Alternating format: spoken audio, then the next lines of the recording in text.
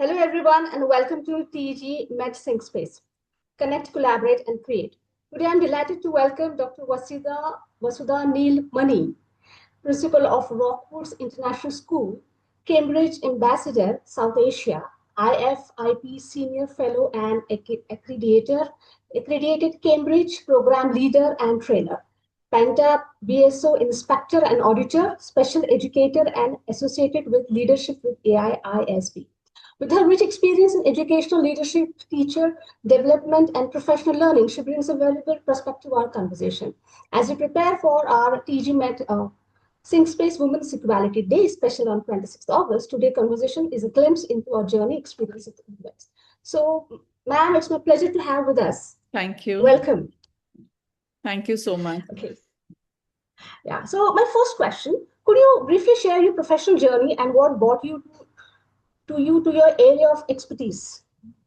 See, I have been born into the family of academicians, got married into one. So it was by choice that I always wanted to be with students. I always wanted to be in the field of education. And uh, I used to see my father teaching a lot of students. My both maternal aunts were special educators. So that journey I saw very closely. And that inspired me to be in the field of special education to begin with. And with these, it's been almost now 33 years in the journey of education, and I have seen that this journey has evolved completely. The systems have evolved, the education has evolved, and I feel that before anything else, all of us are lifelong learners and we learn from everyone. Whether there are students, I have learned a lot from my students, my teachers, and they teach us some things or the other. And I think being a special educator, we were taught to be flexible. We were taught to be imbibing a lot of things, a lot of pedagogies where to ensure that our students learn in a different way. So it was a student-centric learning completely. So around in 2004, when I came into the field of Cambridge IB International Education. So I think because we had that open mindset to learn, being a special educator. So it was very easy to adapt because Cambridge was completely student-centric learning curriculum.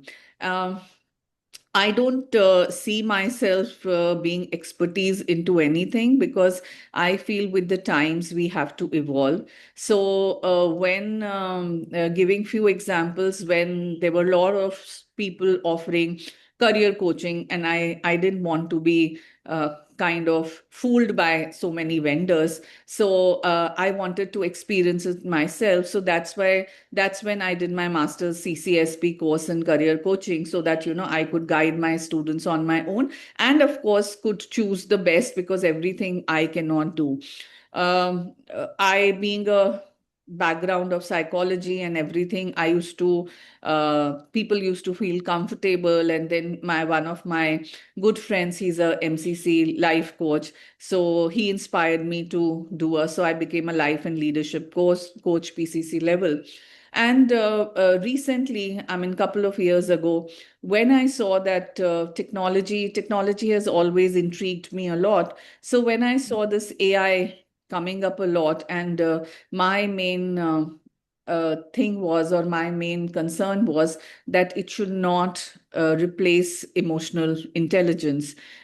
Sentiments are very, very important. So there was a course by ISP, that is leadership with AI. So I did that. So anything that helps me connect with my students in a manner, or anything that helps me grow in the field of education. So I keep on trying doing that, so that I'm a lifelong learner. And if I'm a lifelong learner, I'm sure my teachers and my students look up to us, and they also become lifelong learners accordingly. Very inspiring, Joy.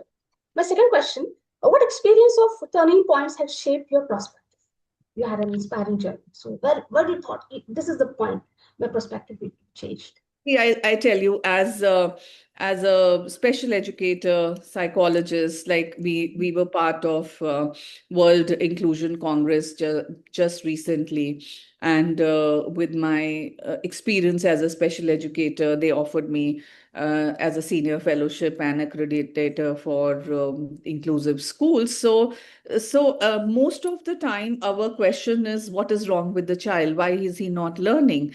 I feel that the question should be that what can we change in the environment or in our pedagogical aspect to ensure that a child thrives in a better manner. So that's very, very important. And the this belief or it becomes even stronger with my work in school leadership, international training, inspection, and accreditation. And when the culture is not supportive, any school, so mostly best of the best policies also fail. So you have to have a uh, um, uh, culture where students, teachers, they are all on the same page. The culture is autonomical. There is a lot of freedom given to the students. There is a lot of freedom given to the teachers. There should be accountability. So all these matter a lot. Wonderful, Matt. Wonderful. Rightly said. Now, my next question would be, what does the theme of our upcoming conversation mean to you personally and professionally? See, having spent more than 3 decades in the field of education, uh, I have realized that true role of an education leader is not to create followers, but create more leaders. Leadership is creating more leaders. I strongly feel that. True. And a successful school or institution cannot be dependent on one principal, one individual. There should be systems in place, and everything should work on automated mode. And I travel a lot, so when I travel, so there is a team who's looking after everything, and there is lot of freedom given to the team to take the decisions. Wherever they get stuck, I'm there to support them, but there is a lot of freedom. Leadership is all about empowerment, how empowered your team feels under your leadership. And it percolates down. So if I take the example of Rockwoods International School, our director, our chairperson, they have empowered us. My director has empowered me as a leader. So that flows down. There are certain decisions we discuss with him and we take which are good for the school. But yes, that empowerment is there. And I'm a strong believer of a blend of professional and personal relationships. It all depends on relationships. When you strike the chord, the emotional chord with your teachers, with your students, of course you can be a hard taskmaster. I'm a very hard taskmaster. You can be a very hard taskmaster. You can be very, very tough with your work, but at the same point in time, you cannot leave your humane side at all. You have to be available for your team when they need it. And it has to be, again, as I said, that lifelong learner. So there has to be a culture of learning. There has to be culture of sharing, nurturing, caring, sharing. There has to be culture of teaching, empowering.